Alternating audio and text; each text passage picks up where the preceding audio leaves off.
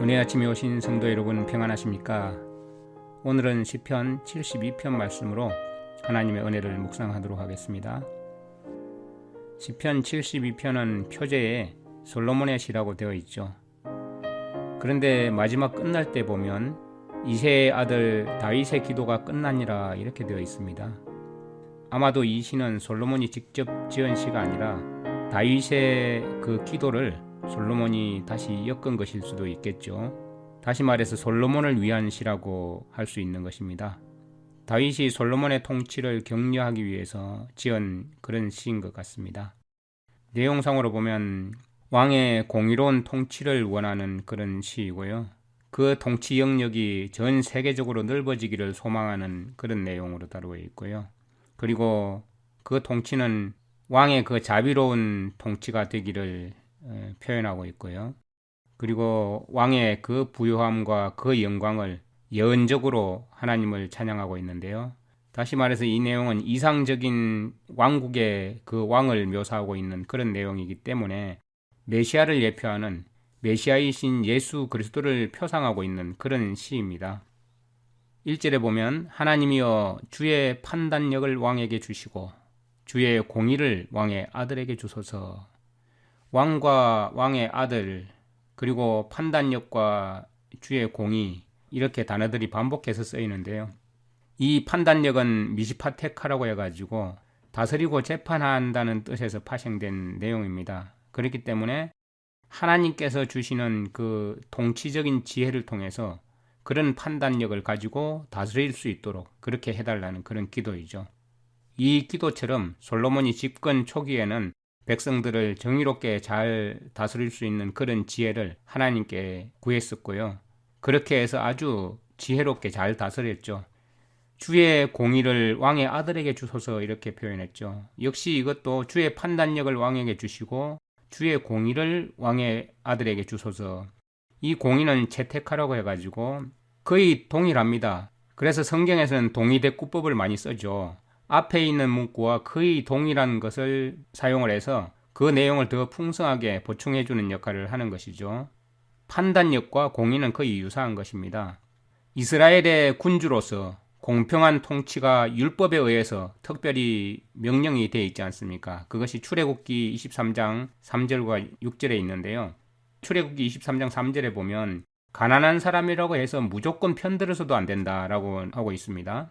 그런데 6절에 보면 가난한 사람의 송사라고 해서 너희는 그에게 불리한 재판을 해서도 안 된다 이렇게 표현을 하고 있죠. 그러니까 가난한 사람을 무조건 편들어도 안 되고 가난한 사람이라고 해서 그에게 불리한 판단을 해서도 안 된다는 것이죠. 그러니까 율법에 의해서 공의로운 기준에 의해서 공평한 통치가 이루어져야 된다 이렇게 성경은 말하고 있습니다.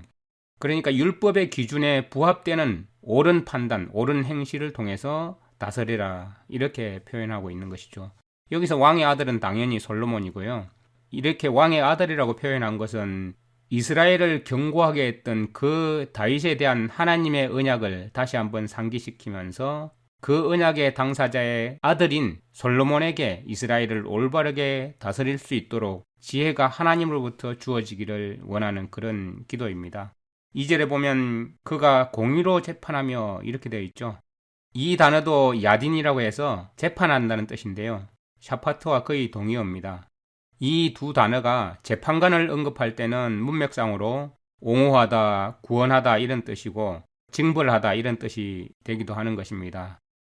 솔로몬이 어떤 왕위를 되기를 바라고 기도하고 있습니까? 2절부터 4절 보면 그가 주의 백성을 공의로 재판하며 주의 가난한 자를 정의로 재판하리니 의로 말미암아 산들이 백성에게 평강을 주며 작은 산들도 그러하리로다. 그가 가난한 백성의 억울함을 풀어주며 궁핍한 자의 손을 구원하며 압박하는 자를 꺾으리로다. 가난한 자를 정의로 재판하리니. 가난한 자라고 무조건 편들지도 않고 가난한 자라고 해서 불리하게 판단하지도 않고 정의로 재판을 한다는 것이죠. 가난한 백성의 억울함을 풀어주고 보통 일반적으로 부자보다 가난한 자가 더 많은 억울함을 당하죠. 그렇기 때문에 그 억울함을 풀어주고 궁핍한 자의 손을 구원하며 5절에 보면 해가 존재하는 한, 달이 존재하는 한 온 세대에 걸쳐서 백성들이 주님을 경외하게 해달라고 기도하고 있죠. 공의로 재판하고 정의로 재판하는 이유는 이 정의롭고 공의로움의 그 평강의 다스림이 해가 존재하는 한, 달이 존재하는 한 온 세대에 걸쳐서 모든 백성들이 주님을 경외하기를 원하는 마음입니다. 핵심은 거기 있는 것이죠. 이 아들의 통치가 얼마나 자비롭고 공의로운 것이 되기를 간절히 소원하고 있습니까? 12절에 보면 그는 궁핍한 자가 부르짖을 때에 건지며 도움이 없는 가난한 자도 건지며 그는 가난한 자와 궁핍한 자를 불쌍히 여기며 궁핍한 자의 생명을 구원하며 그들의 생명을 압박과 강포에서 구원하리니 그들의 피가 그의 눈앞에 존귀 여김을 받으리로다. 네, 이런 나라가 되면 얼마나 좋겠습니까? 물론 온전한 의미에서 의와 평강과 희락이 가득한 이 나라는 메시아 왕국을 통해서 완전히 성취될 것입니다. 메시아께서는 그들의 억울함과 가난으로 인한 고통에서 건져낼 뿐만 아니라 그들의 눈물을 친히 닦아주실 것이라고 계시록 21장 4절에 기록되어 있습니다. 주님의 오심을 간절히 사모하는 이유도 바로 여기에 있는 것입니다. 다윗의 아들 이 솔로몬이 다스리는 나라가 얼마나 번영하고 세계적인 국가가 되기를 바라고 있는지 한번 볼까요? 8절부터 10절입니다. 그가 바다에서부터 바다까지와 강에서부터 땅끝까지 다스리리니 광야에 사는 자는 그 앞에 굽히며 그의 원수들은 티끌을 핥을 것이며 다시스와 섬의 왕들이 조공을 바치며 서바와 시바 왕들이 예물을 드리리로다. 모든 왕이 그의 앞에 부복하며 모든 민족이 다 그를 섬기리로다. 통치 영역이 얼마나 광대합니까? 물론 이것은 시적인 표현이죠. 이 표현은 출애굽기 23장 31절에 있듯이 홍해에서부터 블레셋 바다까지라는 말과 연관시켜 볼 수 있습니다. 이것은 계속해서 확장시켜서 전 세계적인 차원의 그 바다와 연관시킬 수 있죠. 히브리 민족의 우주관은 깊은 샘, 다시 말해서 바다가 땅 아래와 둘레에 저장되어 있다고 생각했기 때문에 바다에서부터 바다까지는 온 땅을 지칭한다고 볼 수 있습니다. 그리고 여기 보면 다시스라는 곳이 나오죠. 이 다시스는 스페인 남부에 있는 타르수스라고 보통 일반적으로 이해하고 있는데요. 그것은 금속의 채광이 많이 되는 금속들을 가공하는 것으로 유명하죠. 그래서 히브리 민족이 볼 때는 다시스는 서쪽 땅끝입니다. 땅끝까지. 그리고 섬의 왕들이라고 표현하죠. 지중해 여러 섬들을 가리키죠. 그리고 서바와 시바 왕들이 예물을 드리려다 되어 있는데요. 서바는 어디냐면 이스라엘 남서쪽 아라비아 반도의 가장 비옥한 곳 중에 하나입니다. 그곳은 댐의 건설에 의해서 관계시설이 발달되어 있고 또 다른 북쪽의 대제국들로부터 멀리 떨어져 있기 때문에 외부로부터 군사적인 침입을 당하지 않는 전반적으로 평화와 안전을 누렸던 그런 지역입니다. 그렇게 지정학적으로 그런 위치에 있다 보니까 서바는 고대 중건동 지역의 경제에 있어서 매우 중요한 역할을 했었던 것이죠. 특히 고대 시대에는 향료나 금, 보석 등의 유통 중심지였기 때문에 솔로몬 당시에 실제로 서바 여왕이 많은 예물을 바친 사례가 나와 있습니다. 이 시바에 대해서는 자세히는 알 수 없지만 일반적으로는 아프리카 이디오피아 지역이라고 알고 있습니다. 이 이디오피아는 아주 오랫동안 하나님을 믿는 백성들이 존재했는데 이런 지역들까지 퍼져나가기를 원하는, 온 땅에 퍼져나가기를 원하는 이런 번영의 세계를 위해서 기도하고 있습니다. 그리고 이 통치가 얼마나 길게 계속되기를 바라고 있습니까? 17절에 보면 그의 이름이 영구하며 그의 이름이 해와 같이 장구하리로다. 사람들이 그로 말미암아 복을 받으리니 모든 민족이 다 그를 복되다 하리로다. 이 왕의 통치를 통해서 축복의 결과를 가져오고 그 왕권이 요동하지 않게 될 것을 공포하고 있죠. 그런데 이 다윗의 기도가 이루어지지 못했죠. 왜입니까? 사실 이 왕국은 그리스도의 통치가 온 땅에 미치게 될 때 최종적으로 완전하게 성취될 것이기 때문입니다.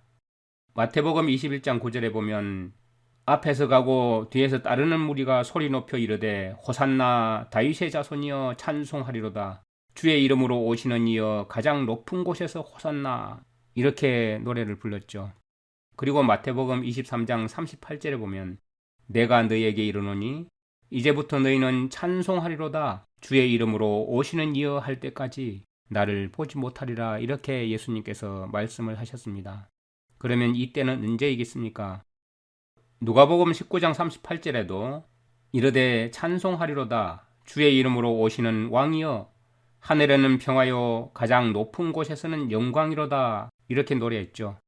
이 영광이 언제 성취가 될까요? 마태복음 25장 31절에 보면 이렇게 되어 있습니다.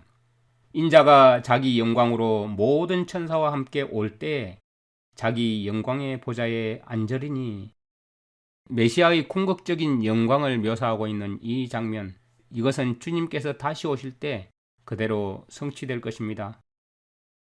그리고 하나님을 찬양하는 것으로 마치고 있는데요. 18절부터 20절입니다. 홀로 기이한 일들을 행하시는 여호와 하나님 곧 이스라엘의 하나님을 찬송하며 그 영화로운 이름을 영원히 찬송할지어다. 온 땅에 그의 영광이 충만할지어다. 아멘 아멘. 이새의 아들 다윗의 기도가 끝나니라 이렇게 되어 있죠. 하나님께서 하나님의 백성들로부터 찬양을 받으시기에 합당한 분임을 노래하고 있는 것입니다. 하나님은 무엇이 부족해서 우리 인생으로부터 찬양을 받으셔야 되는 분은 결코 아니죠. 사도행전 17장 25절에 보면 무엇이 부족한 것처럼 사람의 손으로 섬김을 받으시는 것이 아니니 이는 만민에게 생명과 호흡과 만물을 친히 주시는 이심이라 이렇게 표현하고 있습니다. 하나님은 우리에게 주시는 분이시지 받으시는 분이 아니십니다. 다만 그러한 찬양을 통해서 하나님께서는 인생들과 교제하기를 원하실 따름입니다. 이러한 나라가 임할 때 하나님과 영원한 교제 가운데 우리는 영원히 하나님을 찬양하고 감사하고 하나님을 노래하는 가운데 기쁨과 즐거움으로 충만한 삶이 이어질 것입니다. 이것이 다윗이 드리는 기도였고 주님의 오심을 바라는 우리의 기도가 되어야 하지 않겠습니까? 주의 판단력을 왕에게 주시고 주의 공의를 왕의 아들에게 주소서. 가난한 자를 불쌍히 여기시고 가난한 백성의 억울함을 풀어주시길 원하시는 주님, 궁핍한 자의 손을 구원하며 백성에게 평강을 주기를 원하시는 주님, 주님께서 곧 오실 때에 주님의 그 나라는 온 세계적이 되고 온 우주적이 될 것이라는 것을 저희들이 알고 있습니다. 주님의 이름의 영구함이 해와 같이 장구하고 사람들이 왕으로 말미암아 영원히 복되게 되는 그러한 주님의 오심을 간절히 바라고 기도드립니다. 홀로 놀라우신 일들을 행하시는 우리 하나님을 송축하고 찬송합니다. 주님의 그 영화로운 이름을 영원히 찬송하기를 원합니다. 온 땅에 주님의 영광이 충만하기를 간절히 원합니다. 하나님이 원하시는 지도자는 정직하고 공의로운 판단을 하고 가난하고 궁핍한 자의 억울함을 풀어주고 압박하는 자들을 꺾어 물리치는 자라고 하였습니다.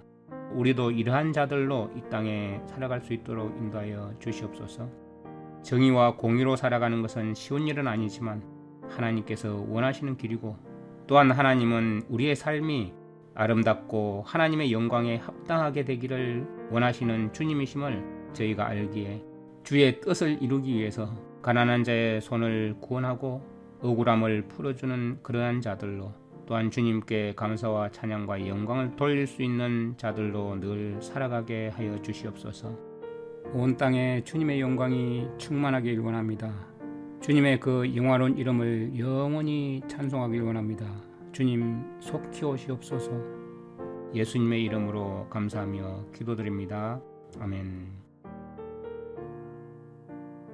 시편 72편. 하나님이여, 주의 판단력을 왕에게 주시고 주의 공의를 왕의 아들에게 주소서. 그가 주의 백성을 공의로 재판하며 주의 가난한 자를 정의로 재판하리니 의로 말미암아 산들이 백성에게 평강을 주며 작은 산들도 그리하리로다. 그가 가난한 백성의 억울함을 풀어주며 궁핍한 자의 자손을 구원하며 압박하는 자를 꺾으리로다. 그들이 해가 있을 동안에도 주를 두려워하며 달이 있을 동안에도 대대로 그리하리로다. 그는 밴 풀 위에 내리는 비같이 땅을 적시는 소낙비같이 내리리니 그의 날에 의인이 흥왕하여 평강의 풍성함이 달이 닿을 때까지 이르리로다. 그가 바다에서부터 바다까지와 강에서부터 땅 끝까지 다스리리니 광야에 사는 자는 그 앞에 굽히며 그의 원수들은 티끌을 핥을 것이며 다시스와 섬의 왕들이 조공을 바치며 스바와 시바 왕들이 예물을 드리리로다. 모든 왕이 그의 앞에 부복하며 모든 민족이 다 그를 섬기리로다. 그는 궁핍한 자가 부르짖을 때에 건지며 도움이 없는 가난한 자도 건지며 그는 가난한 자와 궁핍한 자를 불쌍히 여기며 궁핍한 자의 생명을 구원하며 그들의 생명을 압박과 강포에서 구원하리니 그들의 피가 그의 눈앞에서 존귀히 여김을 받으리로다. 그들이 생존하여 스바의 금을 그에게 드리며 사람들이 그를 위하여 항상 기도하고 종일 찬송하리로다. 산 꼭대기의 땅에도 곡식이 풍성하고 그것의 열매가 레바논같이 흔들리며 성에 있는 자가 땅의 풀같이 왕성하리로다. 그의 이름이 영구하며 그의 이름이 해와 같이 장구하리로다. 사람들이 그로 말미암아 복을 받으리니 모든 민족이 다 그를 복되다 하리로다. 홀로 기이한 일들을 행하시는 여호와 하나님 곧 이스라엘의 하나님을 찬송하며 그 영화로운 이름을 영원히 찬송할지어다. 온 땅에 그의 영광이 충만할지어다. 아멘.